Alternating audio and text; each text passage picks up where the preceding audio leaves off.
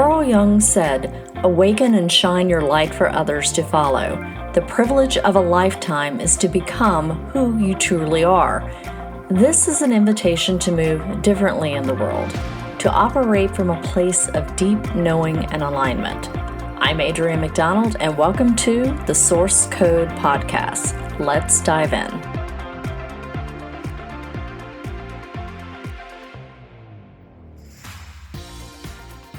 Hello, beautiful humans, and welcome back. Grab a cozy beverage and let's get into it. This week I did a post on Substack around shadow work, and we really need to have a real conversation about shadow work, because somewhere along the way, shadow work has become synonymous with endless wound excavation. Dig up the trauma, name the wound, process the pain, and repeat. And we've been sold, and I do mean the collective we, have been sold that this idea of shadow work is about one thing: your wounds, your trauma, your pain. And I'm here to say that that is not the truth. That is very incomplete.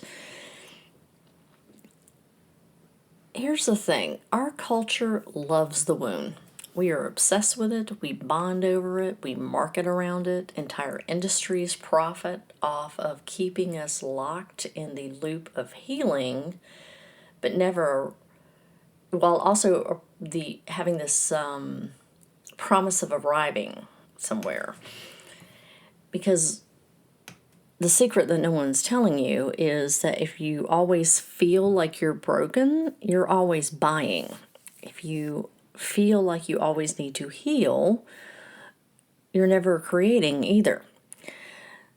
But what if the part of you that you're most terrified to meet is not the wound? It's your brilliance, your gifts, your wild, radiant, disruptive frequency. So today, that's what we're going to go into. We're going to talk about the part of the shadow that no one likes to talk about, or very few people, I should say, like to talk about, the golden shadow. That is where your power lives. That is the part of you where you stop the endless fixing and start the embodiment. And we're anchoring all of this in Jung's original work. And the sun is in transit, gate 22, the gate of openness. And we'll talk a little bit about some human design profile truths that most people don't want to look at.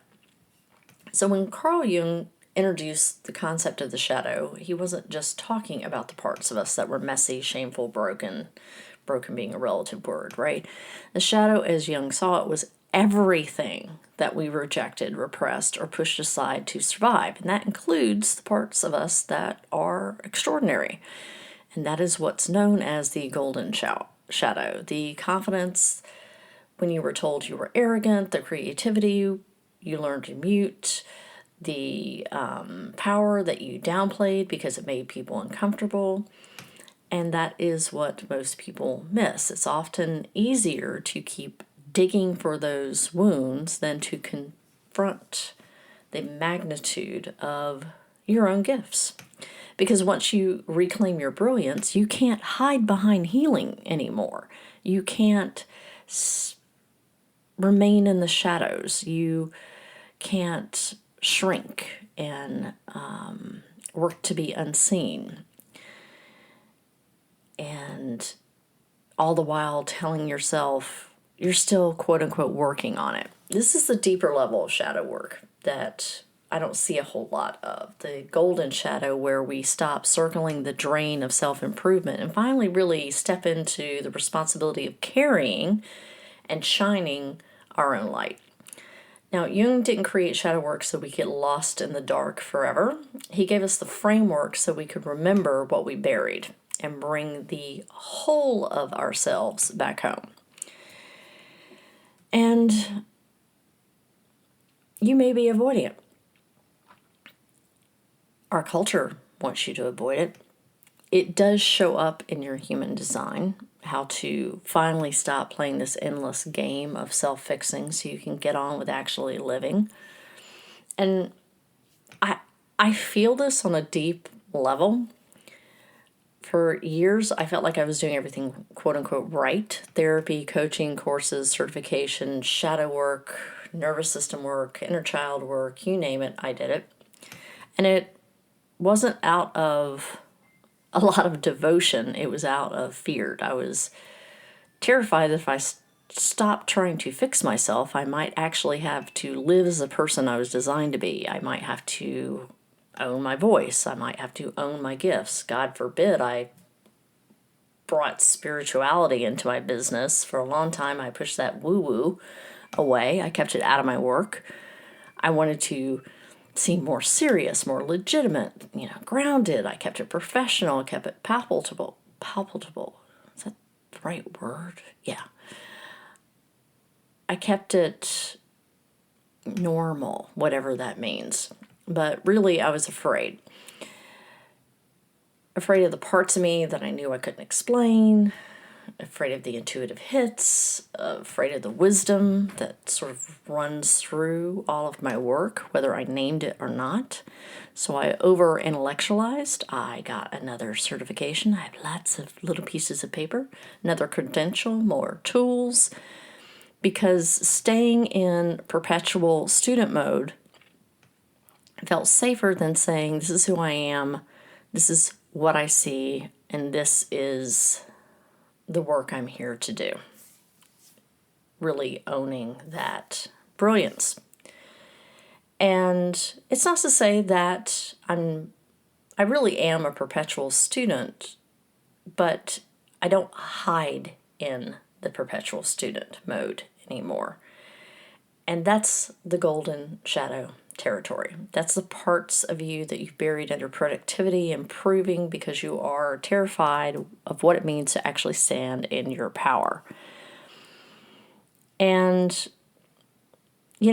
let's be honest, this industry runs on why you believe that you're broken. If you are always broken, you are always buying. If you are always healing, you're never leading. You're never getting out in there and doing the work. And like I said, culturally, we have normalized bonding over wounds. We have turned healing into an identity. We measure our depth by how much pain we've survived. And I'm not trying to minimize the work, and I'm not trying to minimize whatever level of trauma, but staying in the wound is just another way to stay safe. It's the way to keep the bar low. It's the way to avoid confrontation of our own gifts. And the real work isn't just healing the wound. The real work also includes reclaiming the gifts in the process and embodying those gifts. Even Carl Jung said that the shadow is 90% pure gold, meaning what is hidden there isn't darkness, it's brilliance, it's beauty, it's the power you rejected because somewhere along the way you learned it wasn't safe. Somewhere, somehow, someone convinced you it wasn't safe, and that's the golden shadow. It's, again, not excavating wounds for eternity. It's about reclaiming those pieces of yourself that you were taught that programming to suppress. Now, how do you know if you're sitting on your golden shadow? Well, if you're listening to this podcast, I can almost guarantee it, but let's go into 5 clues. You would admire it in others, but you could, quote, never be that. That's not for me. That's for someone else. When someone's confidence, creativity, or leadership lights you up and makes you shrink at the same time, that's a signal. Number 2, you downplay your natural gifts. Oh, that's nothing. Anyone can do it. You brush off what you're best at. Number 3, you avoid being fully seen. Now, this was big for me. Visibility feels threatening. Not because you fear criticism, because you fear being powerful. And you will make up stories in your head about criticism to avoid this. You will say, well, I don't want to feel rejected. And you will create that and amplify what could be a legitimate, healing point for you. But sometimes, that's what I did. I convinced myself that it was like, oh, well, I don't want to feel rejected, or I don't want to be criticized. And I did a lot of work around that.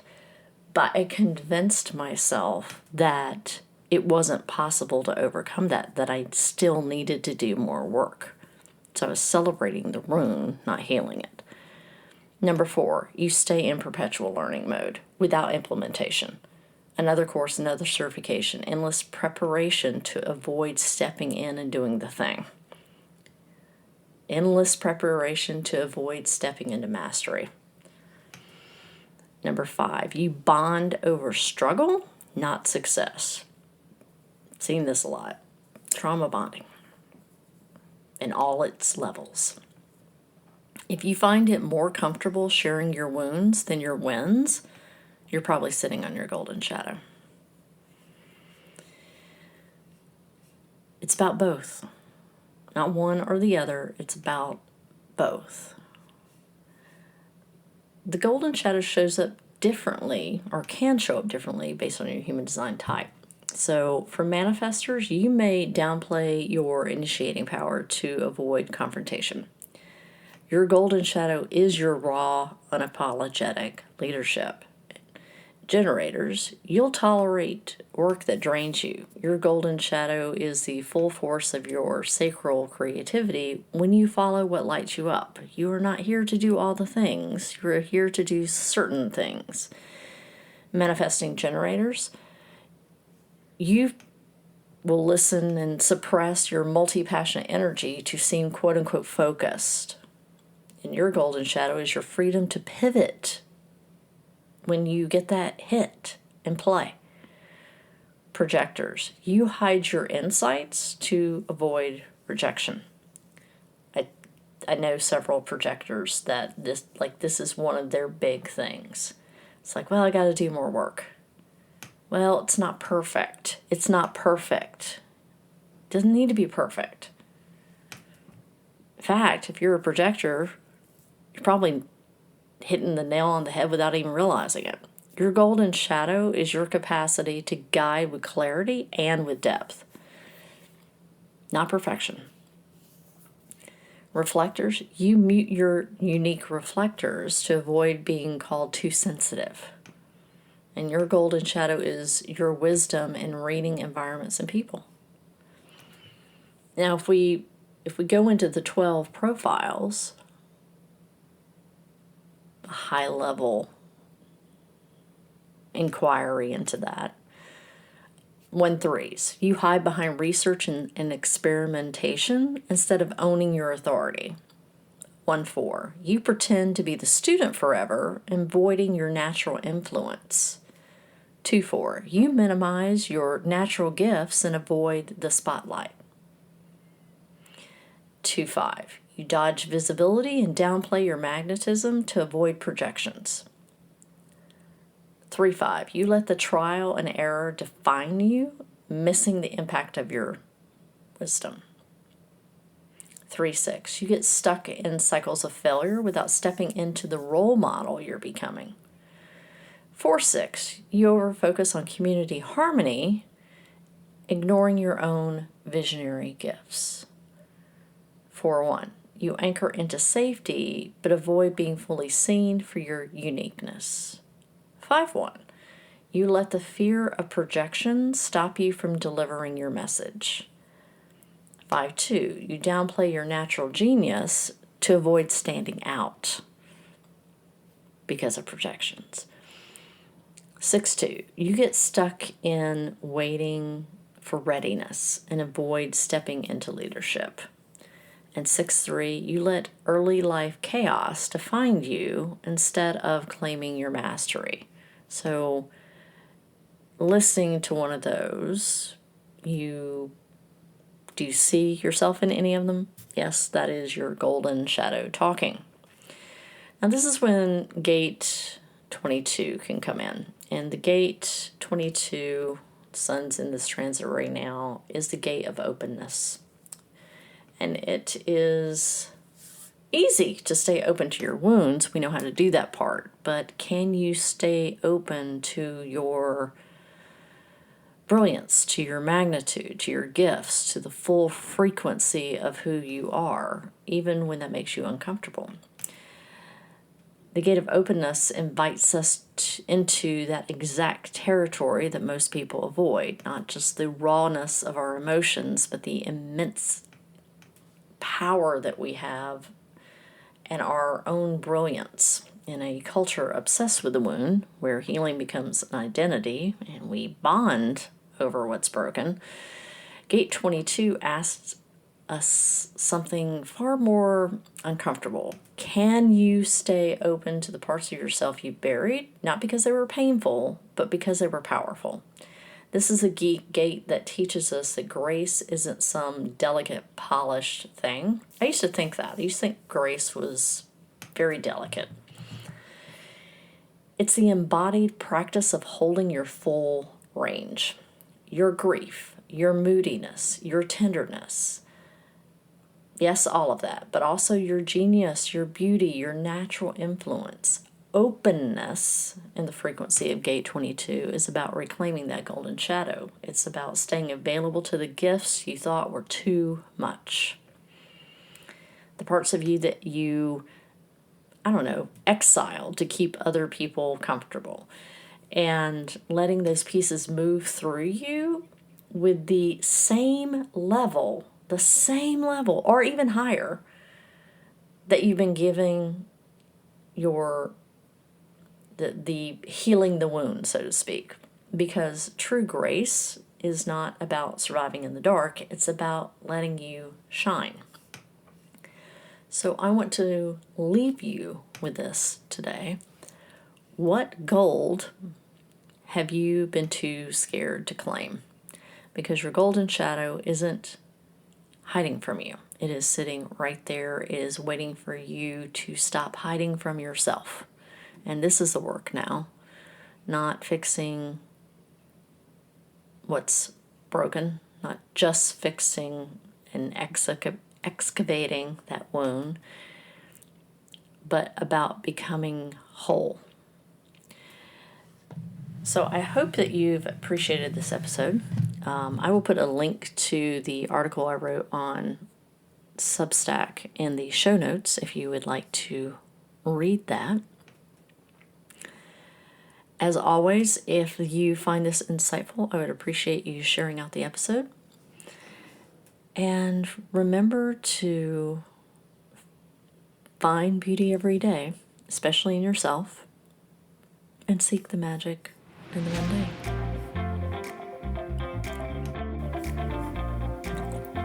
Thank you for listening to the Source Code Podcast. If you found this episode insightful and feel moved to, please leave a review and share it out with those you believe will find it helpful. You can check out my website for more information at www.adrianmcdonald.com. And for more of my more regular musings, connect with me on Facebook, Instagram, Threads, and LinkedIn.